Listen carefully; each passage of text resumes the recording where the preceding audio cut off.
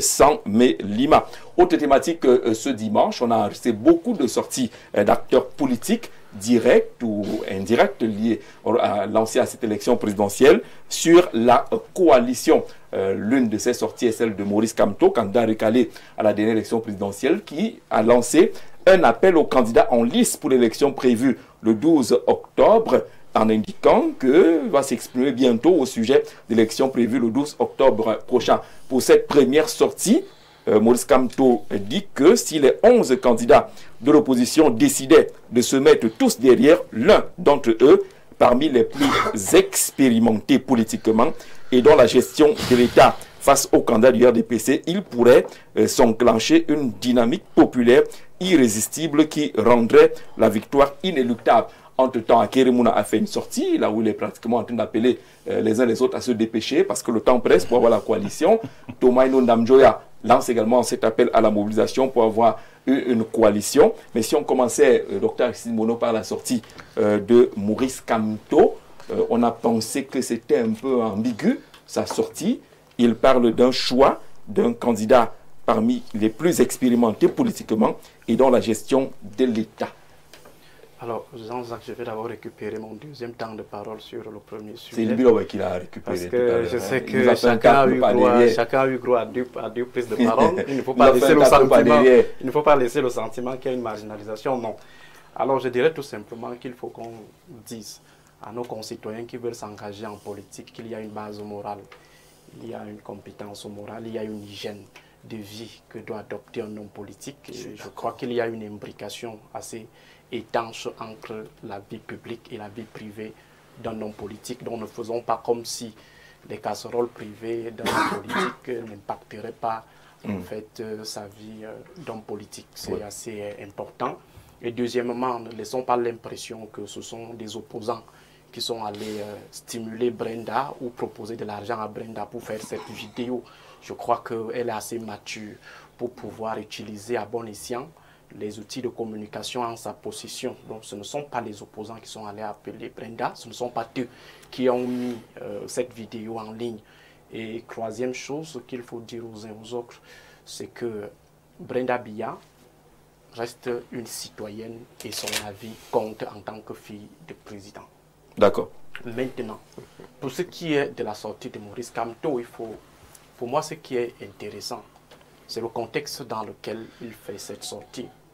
Parce que j'ai lu ça et là, des choses allant dans le sens peut-être d'une création d'une certaine royauté à Santa Barbara où il inviterait les candidats en lice pour venir lui faire allégeance, pour venir prendre des conseils.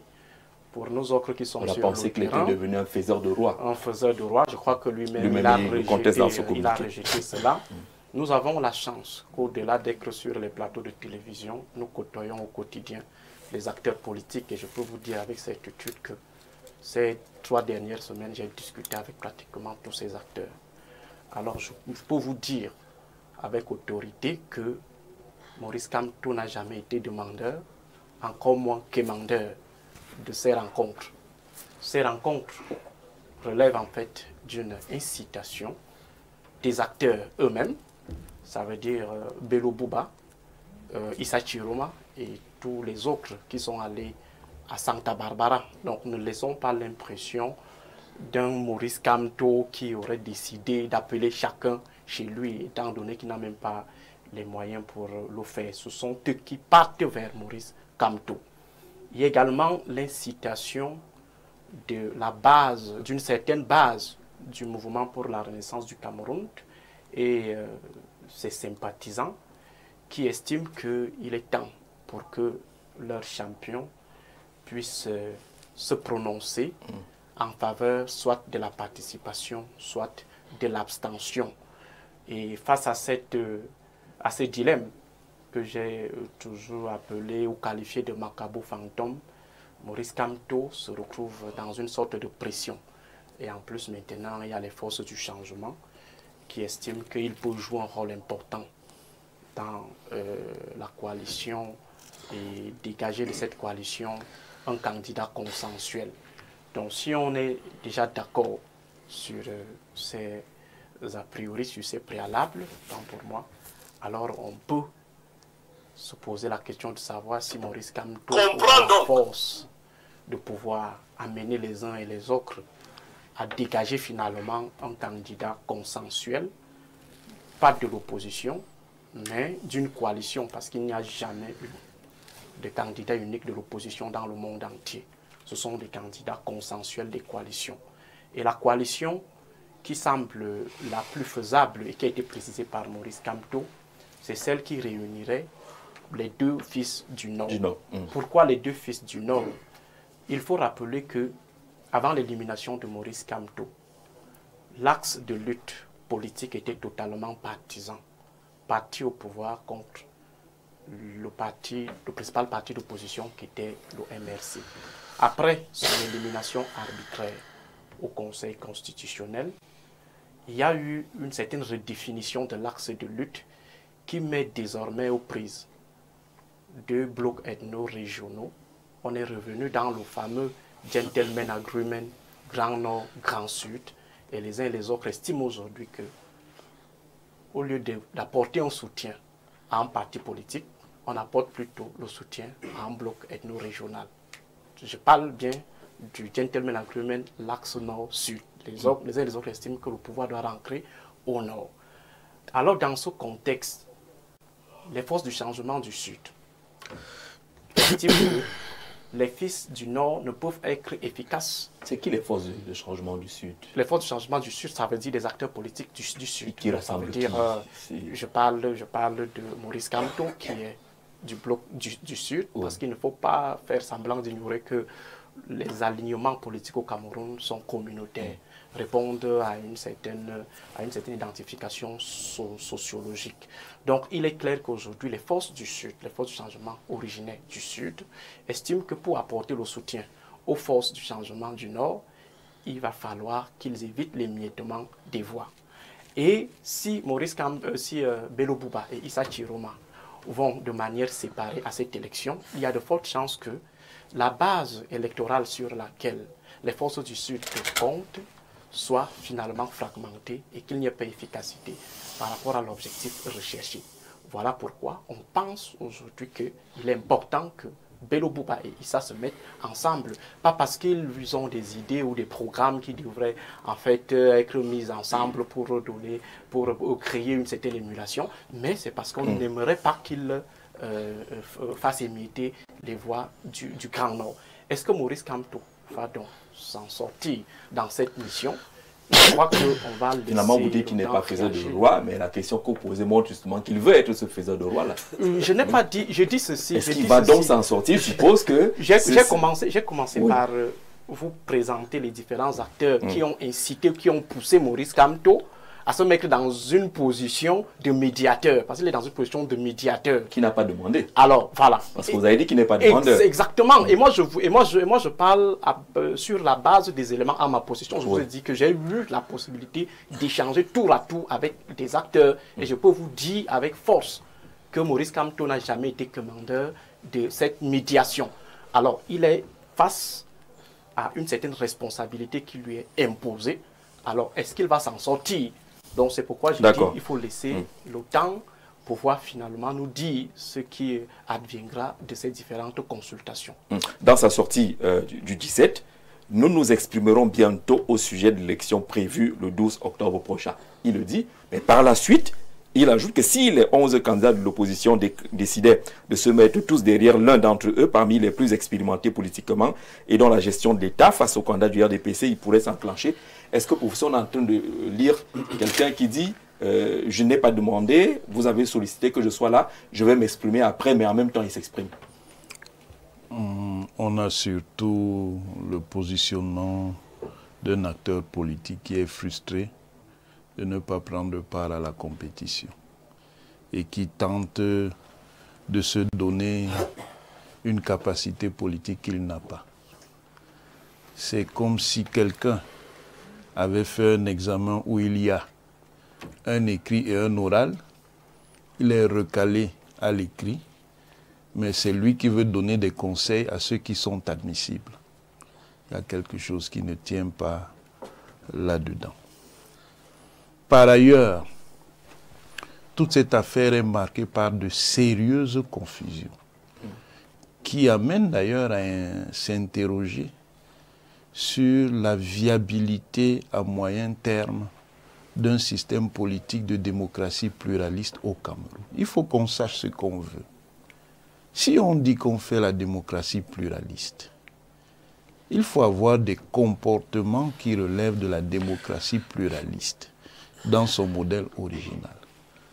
Maintenant, si vous voulez faire une démocratie des communautés, faites la démocratie des communautés. Mais vous ne pouvez pas mélanger les deux. Quand ça vous arrange, vous faites jouer les communautés. Quand ça vous arrange, vous jouez les partis. Non. Notre système institutionnel a une configuration. C'est une démocratie pluraliste extra-communautaire dans sa définition constitutionnelle et institutionnelle. À partir du moment où les considérations communautaires de quelque type s'y invitent, on est dans une logique de dérèglement des institutions. C'est quand même étonnant de voir une campagne d'ordre national où vous voyez des candidats vous dire, sans le moindre scrupule, qu'ils sont là pour représenter des régions et des communautés. On n'est pas candidat à l'élection présidentielle en République du Cameroun pour représenter une communauté ou jouer le redresseur de tort pour une communauté.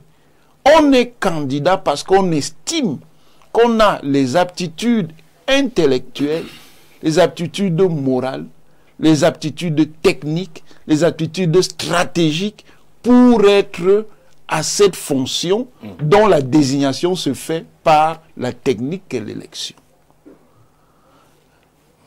Autre chose, à quelle heure, quand on est vraiment sérieux, à quelle heure les coalitions et les alliances ne se font pas comme ça, sauf vraiment si cela relève de la fumisterie. Si on est sérieux, ce sont des questions qui prennent du temps. C'est-à-dire, si on s'assoit ici entre nous, pour nous entendre sur le modèle institutionnel qui doit gouverner le Cameroun, ça va nous prendre, si on veut être sérieux, au moins 12 heures à 24 heures. Imaginez donc une telle discussion au niveau d'un pays. Vous pensez que c'est en un mois qu'on va régler ça? Vous pensez que c'est en un mois qu'on va régler une discussion sur les orientations stratégiques qui peuvent permettre le développement du Cameroun? Vous pensez qu'on va régler les questions sur comment faire du Cameroun un pays sécure à partir de quelques bouts de papier où on met quelques idées, on vous dit que c'est un programme commun? Il faut que les gens soient sérieux. Il faut que les gens soient sérieux. Tout ça, monsieur Zeu, c'est de la pure hypocrisie. Ceux qui sollicitent le professeur Kamto sont d'abord de gros hypocrites. Vous les avez vus se mobiliser de manière importante quand il a eu ces problèmes causés par lui-même. Il n'a pas été éliminé par quelque arbitraire que ce soit. C'est son attitude, sa stratégie et sa démarche politique qui l'ont éliminé. Et pour résumer pour nos auditeurs, tous les leaders politiques qui ont présenté des candidatures et ont eu des mandats à l'occasion des élections législatives et municipales de 2020 et qui ont souhaité se présenter à l'élection présidentielle s'y sont présentés. Et personne n'a pu les empêcher. Vous pensez que le pouvoir est nécessairement content de voir qu'Issa Tiroma soit candidat alors qu'il a été un long allié? Mais c'est simplement parce qu'il a suivi une démarche institutionnelle. Et ensuite, il a présenté toutes les conditions pour son dossier. Ce sont de gros hypocrites. Ils n'ont rien dit. Mais maintenant, ils veulent profiter de ce qu'ils estiment être l'appui que Kamto peut avoir. Le professeur Kamto lui-même, qu'on ne vous trompe pas, il ne peut pas être content du tout. Lui continue à se voir comme celui qui est la solution pour le Cameroun. Vous pensez sérieusement qu'il va soutenir quelqu'un qui va venir être président à sa place? Donc, il y a beaucoup d'hypocrisie dans cela. Et je termine. Il y a une chose qu'on ne dit même pas sur les candidats. Beaucoup de candidats, même ceux qui pensent qu'ils n'ont pas vraiment de chance, disent, bon, mais si même ces gens veulent même qu'on se retire, qu'ils nous remboursent d'abord notre caution. qui nous rembourse d'abord nos 30 millions et après on va discuter. Tout cela, c'est de la fumisterie. Et, pour terminer, les gens m'amusent beaucoup. Quand la machine du RDPC va se déployer dans le Grand Nord, ils vont voir. D'accord. Alors, Elie Biloba, sur cette sortie, Maurice Kamto, vous avez suivi également Akere Mouna qui dit que le temps passe, il faut faire vite, il faut trouver quelque chose. Thomas Ndamjoya est prêt à se retirer si jamais il y a un consensus qui se met en place. Ils s'adressent presque tous aux deux candidats du Nord qui semblent tenir la clé de cette élection. Quelle lecture, Abel Elie Biloba? La lecture que je fais, c'est que nous avons affaire à de très mauvais acteurs politiques. On ne va plus en fabriquer, hein, c'est ce qu'on a. C'est malheureux, mais c'est ça la vérité. On a affaire à de très mauvais acteurs politiques. Pardon. Parce que si des gens considèrent que... Même Akere. Laisse-moi parler. Toi, tu me laisses souvent. Mais moi, je lui ai dit qu'il n'avait rien à faire chez Maurice Kamto. Est-ce qu'il t'a écouté? Je ne sais pas. Je l'ai appelé, je lui ai dit, tu n'as rien à faire à chercher une coalition avec des gens qui n'ont pas pu la faire à temps. Est-ce qu'il t'a écouté? Pour le moment, il lance encore un appel à la nécessité d'une coalition. Oui, mais c'est lui le candidat. Moi, je suis son soutien. Je lui donne mon opinion, mais c'est lui qui décide. Sauf que s'il décide contrairement à mon opinion, il assume seul la conséquence. Parce que moi, je lui ai dit que la coalition se fait avant de déposer les candidatures. Si vous connaissez comment le système est organisé, tout candidat qui envisage de se retirer lorsque les bulletins sont déjà établis est un désordonné. Et il est candidat. Il demeure candidat. Si c'est quand on a déjà le contentieux préélectoral est terminé au Conseil constitutionnel. Si c'est à ce moment-là que des gens qui n'ont pas écouté ce qu'on leur disait des mois avant, des années avant, si c'est à ce moment-là qu'ils viennent, ils nous montrent qu'ils sont immatures. Ils nous montrent qu'ils sont des mauvais acteurs politiques. Parce que l'article 147 du Code électoral n'est pas nouveau. Il est là. Tous sont supposés le connaître. Ils savent qu'il y a un moment où tu ne peux pas te retirer. Se retirer veut dire je ne suis plus candidat. Te retirer ne veut pas dire je ne suis plus candidat, mais j'ai les bulletins. Et si on se retrouve dans cette situation, c'est que c'est chacun d'eux qui a organisé ça. Et cette situation est une situation de désordre.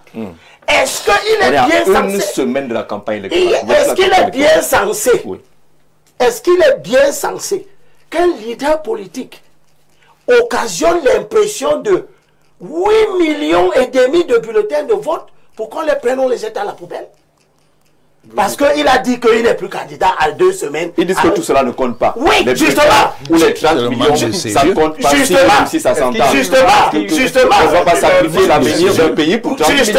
Ils peuvent bien se délaisser ces 30 Justement. Est-ce qu'il y a une loi qui pénalise ceux qui se retirent? Non, Akere Mouna l'a fait en 2018. À la veille de l'élection. Mais les bulletins sont restés. Et ça a été comptabilisé. Quand on l'a comptabilisé. Oui, mais ce qui est là, c'est que le citoyen électeur n'est pas aussi bête. Il sait que si on dit en papier blanc, oui, voilà. C'est pas d'accord.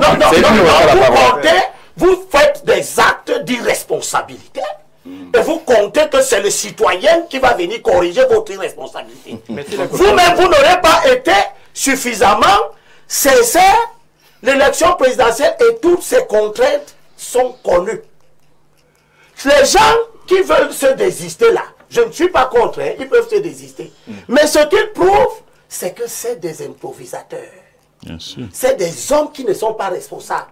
Quand tu as un parti politique qui doit être ta première base sur laquelle tu t'appuies, et ton parti a en tout et pour tout 3 conseillers municipaux, tu attends d'aller payer 30 millions. C'est à se demander si cet argent sortait de ta poche. C'est à se demander si vraiment cet argent sort de ta poche. Tous ces gens qui disent là que 30 millions, ça ne m'intéresse pas. Ils ne l'ont pas au quotidien. Nous les connaissons, leurs origines, leurs fortunes, on sait tout ce qu'ils ont. Ils sont pas jouer avec 30 millions. Ils sont dangereux pour la lutte de l'opposition. Alors, parce que tout ce dont vous parlez, en commençant par M. Maurice Kamto, c'est aujourd'hui que dans ce pays, l'idée d'un travail en commun a été mise en place sur la table.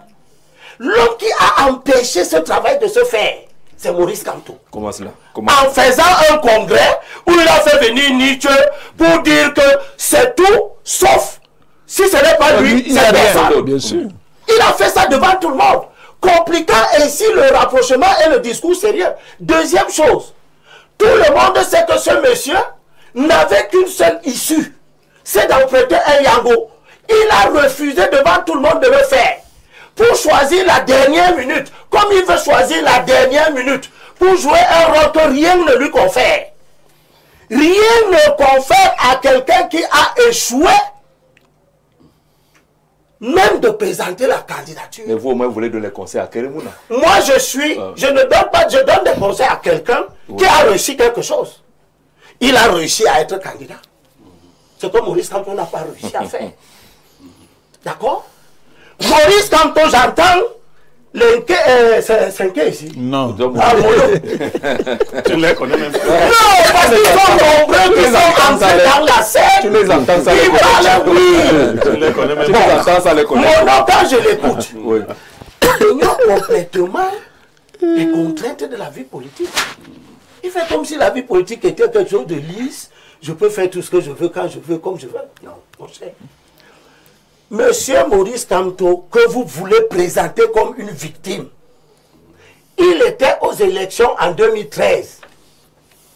Je ne vous ai rien entendu dire à son propos.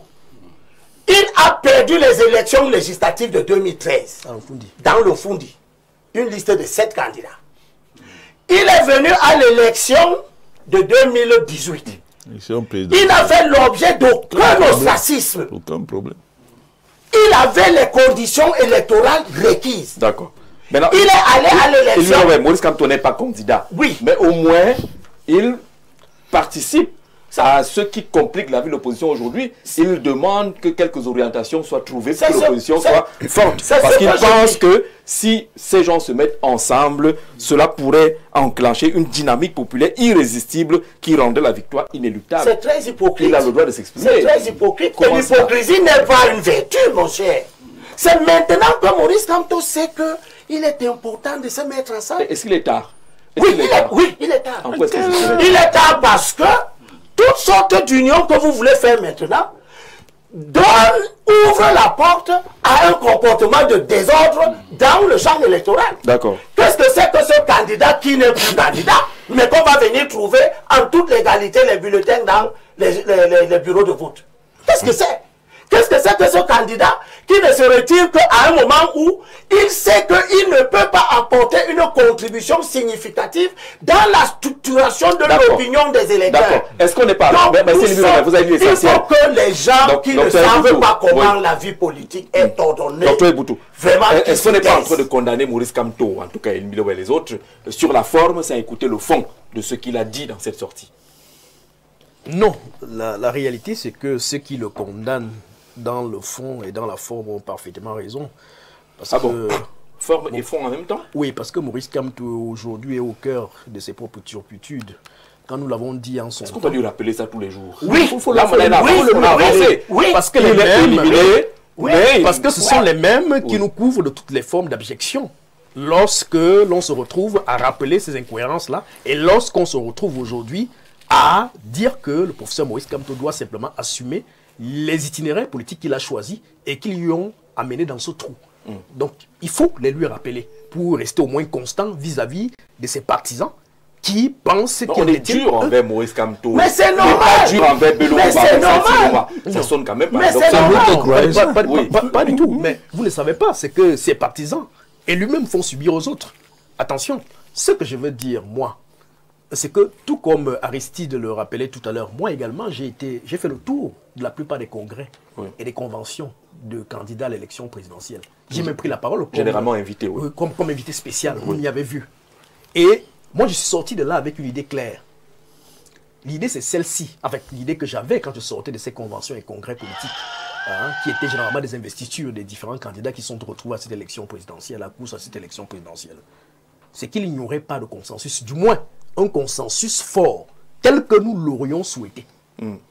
Et tout ce qui se passe là, qui se trame, communiqué de Madame par-ci, sortie de Maurice Kamto par-là et autres, me conforte dans la position qui est restée la mienne, à savoir qu'il n'y aura pas de consensus fort tel que nous l'aurions souhaité. C'est d'ailleurs pour cela que nous, au CPF 2025, avons pris justement une autre posture, celle de travailler plutôt pour la transition politique en soutenant un candidat qui est le mieux placé pour nous pour assurer cette transition-là. Le mieux placé, mais le plus expérimenté. Là, vous parlez de Paul Biya, c'est ça? Bien sûr. Ah, vous soutenez désormais Paul Biya? Bien sûr, écoutez, et je l'ai dit, je répète pourquoi. Nous pensons aujourd'hui que le Cameroun est dans un état d'affaissement. Cet état d'affaissement nécessite que des réformes institutionnelles soient faites à un très haut niveau pour redéfinir un nouvel itinéraire au Cameroun. Et il n'y a que Biya pour faire ces réformes institutionnelles, c'est ça? Non, vous ne me comprenez pas. Ce que je dis, c'est que le Cameroun a besoin des énergies, quels qu'en soient les bords, politiques, idéologiques et tout ce que vous voulez. Mais le constat étant fait, je suis là sur une perspective essentiellement réaliste et pragmatiste. Le constat étant fait, celui que je viens de décliner tantôt, à savoir que l'opposition n'a pas pu se réunir, n'a pas pu se mettre ensemble, cher ami. Mais ça n'annule pas qu'il y ait des compétences à l'intérieur de cette opposition. Nous disons que, et nous l'assumons, toute cette agitation que nous voyons n'aboutira à rien du tout. À rien. Mais alors à rien. Et ceux qui aujourd'hui veulent s'ériger, bien qu'ils dénient cette rhétorique-là, en faiseurs de roi, pensent dans leur tréfonds qu'ils sont effectivement des faiseurs de roi. Et nous leur disons, ils n'en ont plus la capacité, ils sont disqualifiés. Et quand je le dis, je voudrais quand même rappeler que les calculs politiciens arithmétiques que les uns et les autres font sur le fait que, voilà, on aura souhaité que voir un candidat du Grand Nord, un candidat du Grand Sud, peuvent tenir pour la simple raison quand même que si le débat s'agglutine autour de quelqu'un comme Bello et Chiroma, nous n'oublions pas, le Grand Nord, c'est quand même 35% de l'électorat, je pense sur le compte de l'électorat. 35%. Et donc, un message politique qu'on aurait pu envoyer à l'opinion politique, c'est de se dire, ok, s'il y a un candidat du Grand Nord, ou alors originaire du Grand Nord, qui peut faire consensus de ce côté, on peut donc imaginer de façon compacte qu'ils peuvent bénéficier de ces 35% et venir grappiller. Sur ce point-là, au moins, vous êtes d'accord avec Maurice Kamto? Lequel? Qui lance un appel justement à ces candidats du Nord. Ça reste des mots, parce que sa trajectoire, n'est-ce pas, ses différents positionnements contradictoires ne nous amènent pas à quoi? À une posture comme celle-là. Ce que je pense plutôt, c'est comme le disait Onangini, c'est qu'il est dans une position de quelqu'un qui veut absolument exister dans un environnement où on est là pour regarder 11 candidats des forces du changement et un autre qui lui est au pouvoir. C'est eux qui nous intéressent. Le reste là n'est que balbutiement d'un homme politique qui a tout fait pour se mettre en difficulté et qui veut aujourd'hui saisir une conjoncture pour exister. Et nous disons qu'il se met de côté parce qu'il ne peut faire l'affaire de personne. C'est vrai qu'il bénéficie d'un capital sympathie. Nous lui en savons gré, mais la vérité, c'est qu'aujourd'hui, le constat est patent. Les candidats de l'opposition ne peuvent pas se mettre ensemble et trouver un consensus fort tel que nous l'avons souhaité. Et comme cela n'est pas arrivé, nous avons tiré donc notre conclusion, à savoir qu'il y a quelqu'un qui est là, qui va remporter les élections, et nous allons travailler dans le sens de l'y contraindre à voir dans quelle mesure basculer le Cameroun sur une pente transitoire. D'accord. Pierre Bironiemec, sur cette question, est-ce qu'on n'est pas en train de faire une grosse erreur dans l'approche en écartant absolument Maurice Kamto de cette élection présidentielle? Il n'est pas candidat, on le sait, mais on semble indiquer ici que son opinion ne compte plus parce qu'il aurait fait 2 ou 3 fautes hier. Alors, je voudrais rassurer Dr David Eboutou, tu conserves intacte mon amitié. Non, là, quand tu le dis comme ça, c'est que ta fraternité amitié est en danger. Non, pas sa fraternité. Cette amitié, cette fraternité. Il les conserve intactes. Je comprends. Il n'est pas facile d'être opposant dans ce pays. Je comprends. Moi, je suis un fondamentaliste. Est-ce à dire que... Laissez-moi parler.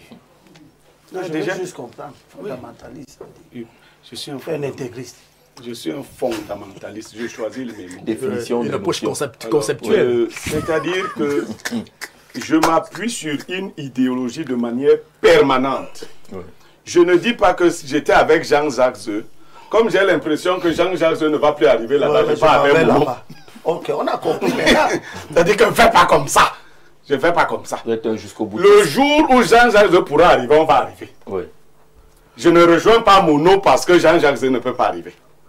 Vous comprenez? Tu as raison. Donc voilà ma position. C'est ce que Maurice Kamto fait, mon ami. Je dis non. Ce qu'il ne veut pas voir. Donc tu fais comme Maurice Kamto. Non, c'est que lui fait. C'est-à-dire que après tu as compris que c'est Biya qui peut arriver et tu rejoins Biya. Parce que nous moi même si Biya peut arriver 50 fois, je ne le rejoins pas. Non, je vous ai dit, on n'a pas besoin de toi. Vous n'avez pas besoin de moi. Et je sais. Nous travaillons pour la transition. Ce que je voudrais qu'on comprenne. Vous êtes quand même nombreux déjà à être là-bas, non? Ne prenez pas tout le monde là-bas. Pour la transition? Vous êtes déjà beaucoup là-bas. Oui, vous êtes déjà beaucoup là-bas. Vous êtes parti du G20, vous êtes au G25. Avant la fin de l'élection, vous serez au G100. Donc vous êtes déjà beaucoup là. Jamais n'est là-bas, non? Qui a été G20?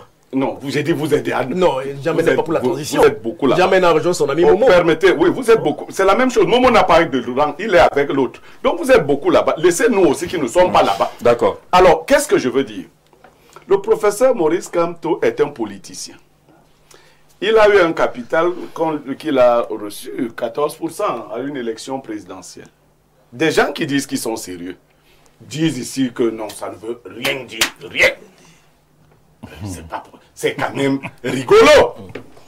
À supposer donc, j'ai entendu d'autres dire que le Nord c'est 35%. Le Nord seul. Oui. Vous avez pris même ces chiffres-là. Non, moi, Libélo, tu ne vas pas faire le travail là, laisse-nous. Alors peut-être 35 plus 14, ça peut être 49. Non, on ne sait pas.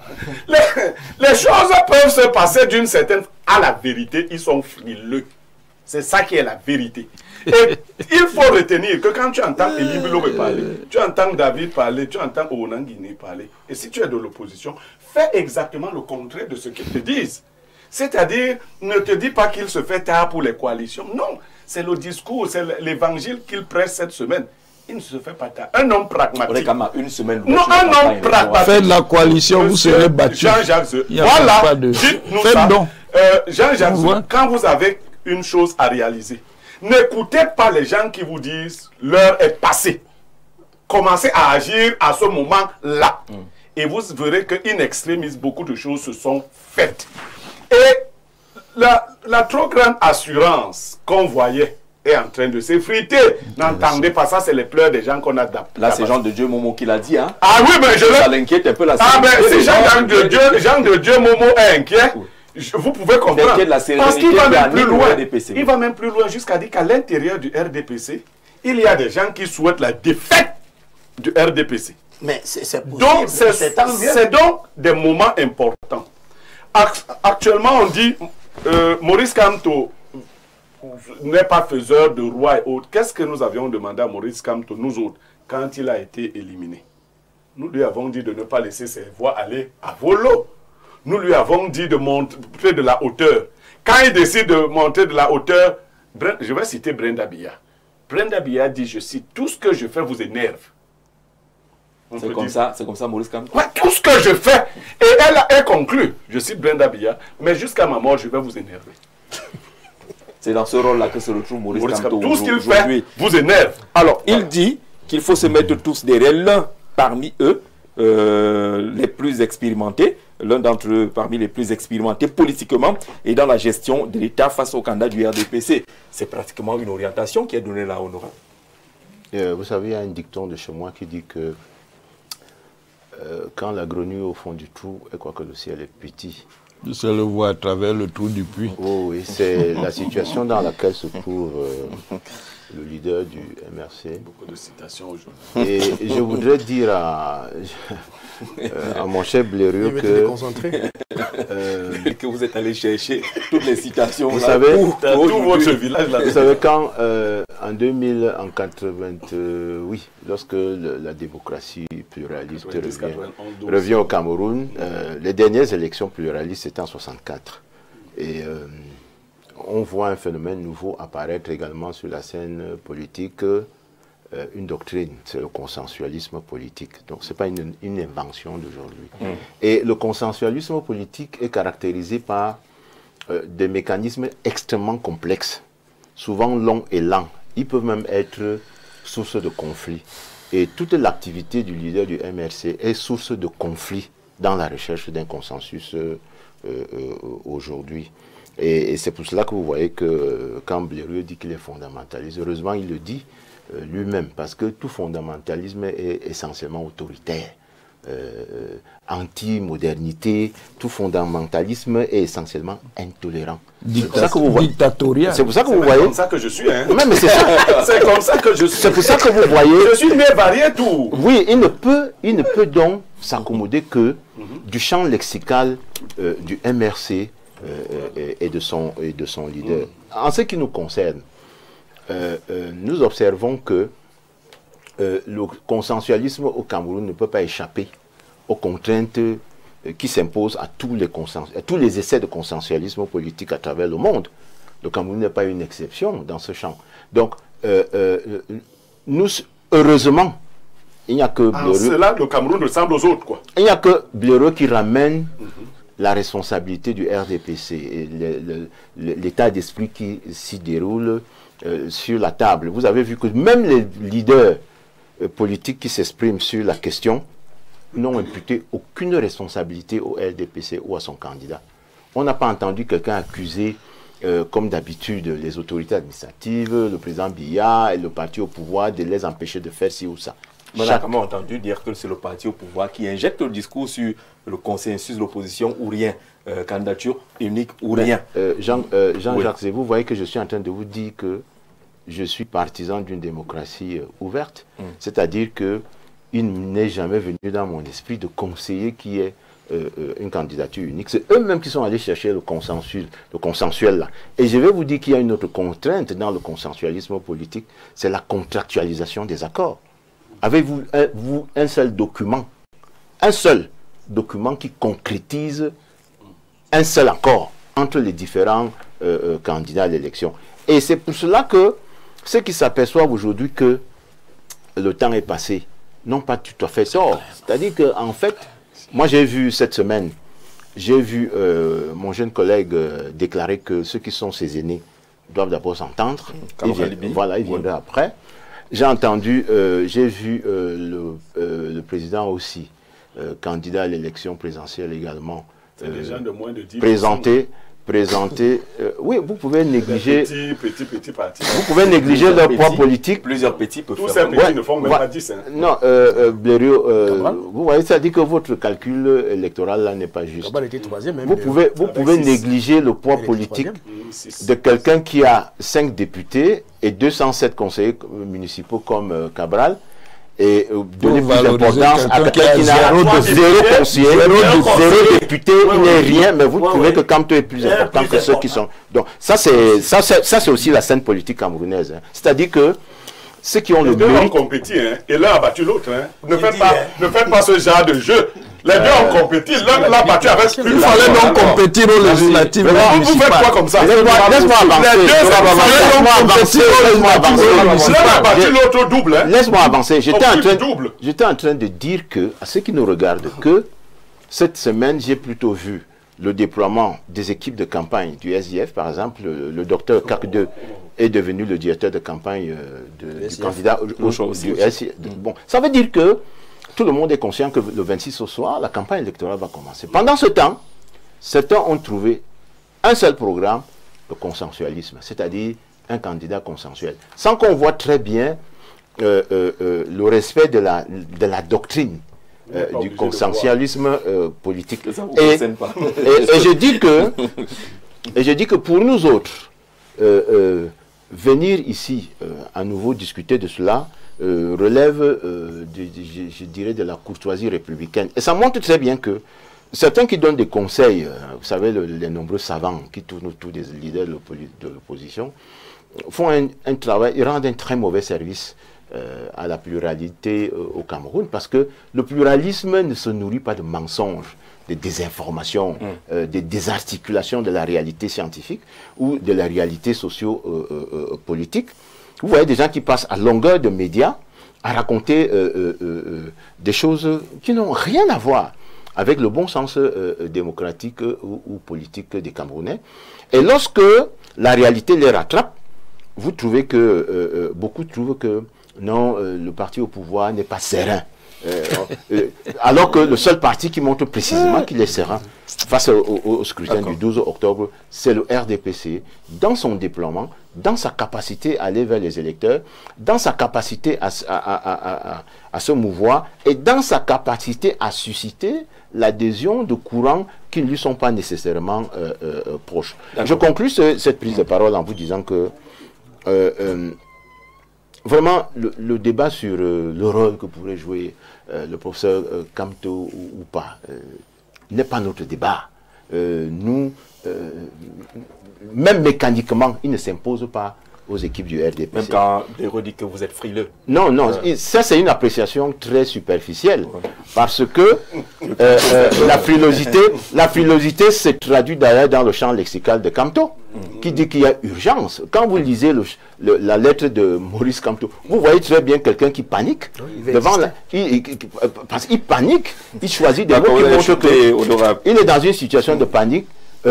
Entre l'écartèlement entre la quête de l'existence sur la scène, au moment où tout le monde voit comment le chrono est en train d'aller vers l'étranglement, parce que lui va disparaître. À partir du 26, Maurice Kamto va disparaître complètement, parce que seuls ceux qui sont candidats et qui ont un programme vont exister pendant 2 semaines. Vous voyez donc l'écartèlement entre ça et le souci d'interpeller les autres en leur disant ne me laissez pas, ne me laissez pas, faites quelque chose pour que je continue à exister, ne fût-ce que dans votre sillage. Vous voyez très bien que le champ lexical montre la panique, le désarroi, le désespoir, et c'est à tout le déshonneur. Et ce n'est pas les remontées d'informations au sein du MRC qui rassurerait Kamto, parce qu'il n'est pas tout à fait sûr de retrouver le siège de président de ce parti politique. Et moi, je dis que le Cameroun, finissez par chuter. Le Cameroun progresse. La démocratie... Avec tout le monde. Oui, progresse sur le plan de l'expression de l'opinion politique. J'admire le caractère serein, la tranquillité qui caractérise cette période. Et je souhaite que cette tranquillité, cette sérénité, y compris chez les acteurs qui sont nos adversaires, continue pendant la campagne électorale, pendant le jour du scrutin et même après, et que les gens continuent à s'exprimer dans le cadre républicain qui est défini par nos lois et nos institutions. Aristimodo prendra la parole tout à l'heure. Je vais donner lecture de quelques messages. Le MRC et son président hantent véritablement le R pour dire RDPC. Tout le débat tourne autour de sa personne. Le R est très intéressé par le plan de l'opposition. C'est vraiment de la sorcellerie, indique ce Camerounais-là. Bonjour Jean-Jacques. À cette allure, le peuple va plutôt exercer son droit de vote sanction contre l'opposition qui se montre littéralement irresponsable. Martin de Nkwaban qui envoie ce message. Bonjour Jean-Jacques. C'est qu'il faut comprendre aujourd'hui, coalition ou pas, nous citoyens, on va voter l'opposition. Vote sanction Oumaru de Ngaoundire. Issa Tiroma et Bello orientent les élections vers une élection tribale et nous démontrent intrinsèquement qu'ils vont se concentrer dans le nord et de laisser les autres régions. Je suis Nangaï Boko, village originaire du PR et de la première dame, je comprends. Il y a quel projet dans la Haute-Sanaga? Vous connaissez les projets qu'il y a au nord ou à l'ouest? Arrêtons l'hypocrisie à un moment donné. Issa et Bello iront, je ne sais pas, c'est pas moi qui décide qui va en prison ou qui n'y va pas. Bonsoir Cabral, bonjour. Cabral Libi était en France pour ouvrir un compte bancaire au nom du PCN. Pendant ce temps au Cameroun, le PCN n'a aucun compte à son nom, j'en sais rien. Mon cher, les affaires des comptes sont trop compliquées dans ces pays, hein, les voyages d'argent. Bonsoir Jean-Zé, même Kamto ne parle pas, ça va énerver Eboutou. Meillon et Limbi, bonne émission Thierry de Milan. Même quand il parle, ça vous énerve. Quand il parle pas, ça vous énerve. Ça t'énerve. Oui, mais il est un mauvais acteur politique. Alors, bonjour. On continue avec les messages.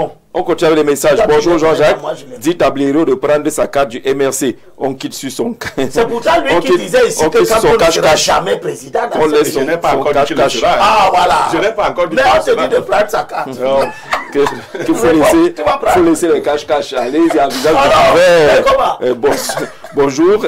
J'ai demandé à M. Bengono si dans son consensualisme où il faut des signatures de G20, a-t-il une signature avec le RDPC? En politique, un deuxième à la présidentielle est un candidat sérieux, s'il vous plaît, Germain, sauf qu'il n'est pas candidat. Il fallait donc continuer par la suite. Élection-là.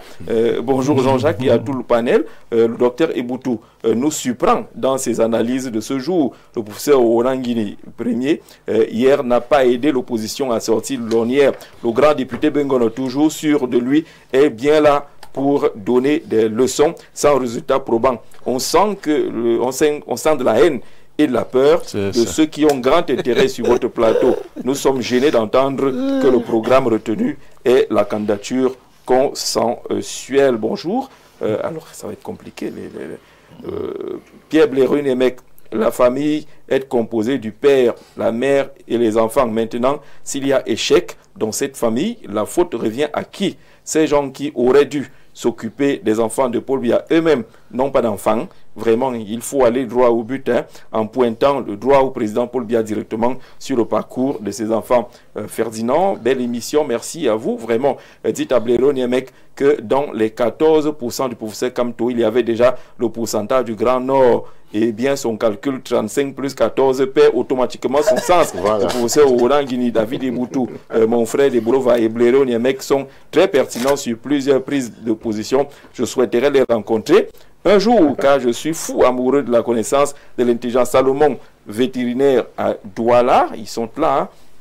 Il faut aller à l'université, vous rencontrez le professeur. Bonsoir, bonjour. Le site internet de Cabral Libye a été conçu par une start-up française. Vraiment, et puis, je ne comprends pas, je sais pas trop. C'est l'efficacité qu'on recherche. Bonsoir Jean-Jacques. Il faut rappeler que sur le plateau que le MRC a eu des alliances en 2018. C'est pas parce qu'il a été très fort. Univers de Cabral à cette époque était parti seul à cette élection-là avec son résultat qu'on connaît. Bonjour, dites aux soi-disant fondamentalistes sur le plateau qu'il est le plus incohérent et sur ses prises de position. C'est de Blaireau-Nemec.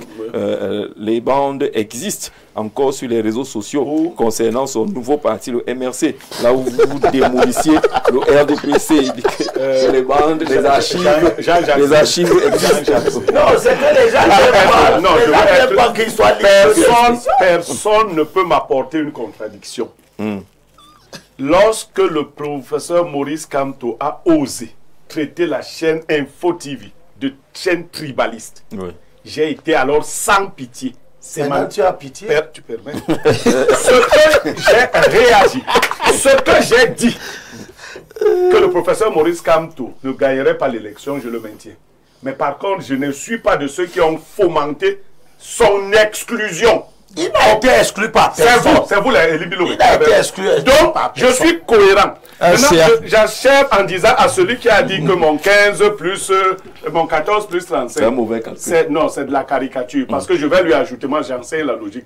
Entre-temps, Issa Tiroma et Bello Bouba vont aussi puiser dans le Grand Sud. Voilà donc. Paul Biya lui ne va rien puiser dans le Grand Nord. Je vois déjà, on est déjà à 60. Ah, c'est vous qui disiez qu'il faut pas un vote communautaire. Et maintenant, ils vont puiser où? Qui ne peuvent pas puiser là-bas. Alors, dans cette émission, Aristide Bono, vous avez écouté les uns les autres. Je reste encore sur la question de Maurice Kamto. Il a été mis hors jeu par la plupart des intervenants.